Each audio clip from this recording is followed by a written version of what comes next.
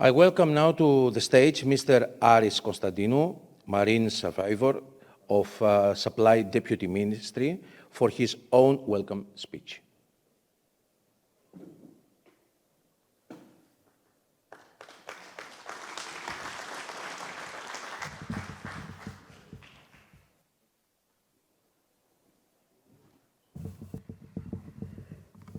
Okay.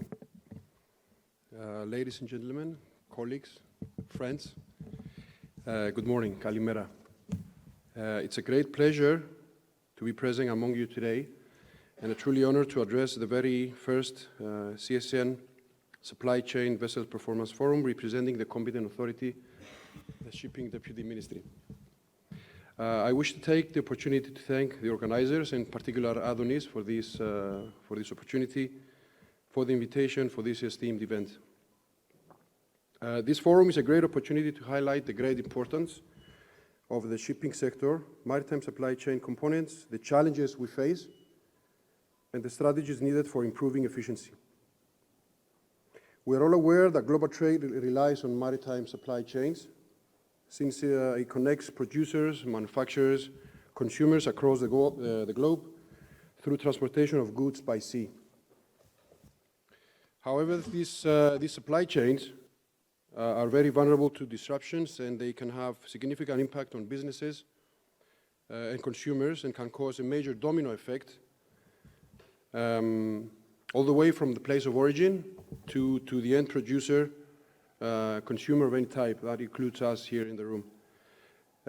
Recently, we've all viewed the blockage of Suez Canal for 1 week was a prime example of how an unexpected incident could really affect the supply chains around the world.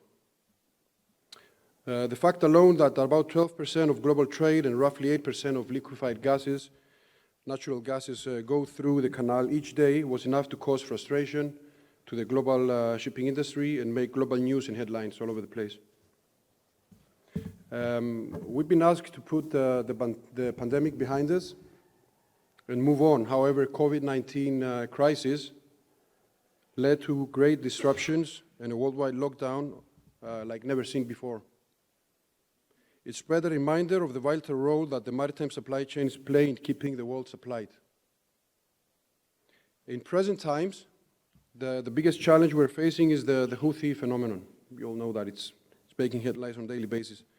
Yemen is the country is the supremacist and divisive ideological basis of the Houthi movement.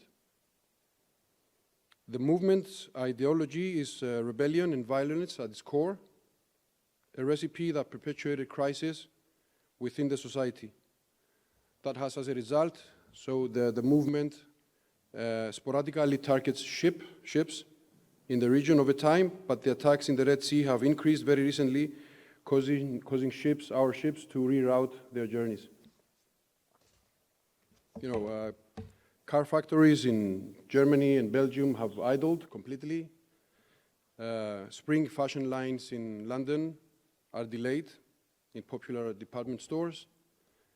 Several European healthcare supply stores and medicine factories do not even know when they expect their goods from Asia.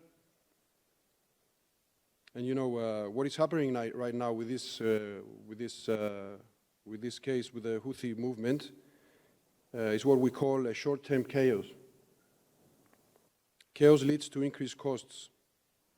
Many ships that decide to reroute their vessels around the Cape of Good Hope have thousands of containers on board bound for Europe. That's a lot of emails and phone calls and lots of pressure and frustration on ship owners, charterers, and other major players in the arena. So all the above examples signal in bright colors to all the stakeholders at global and national level the need to safeguard maritime transport policies and relevant regulatory framework and ensure the efficient and effective functioning of all shipping operations across the globe.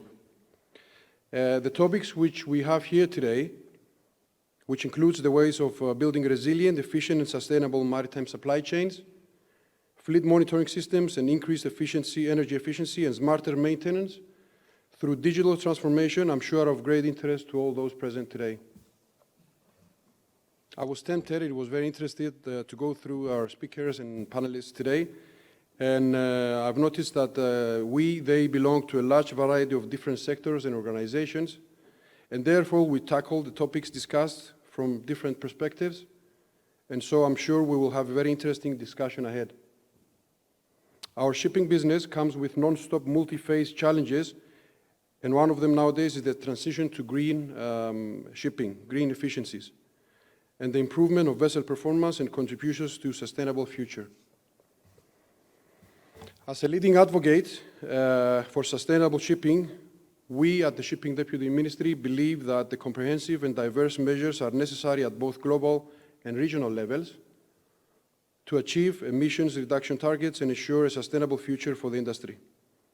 You all know that Cyprus actively participates at the IMO and EU deliberations to formulate a broad and diverse set of actions required to achieve emissions reduction targets.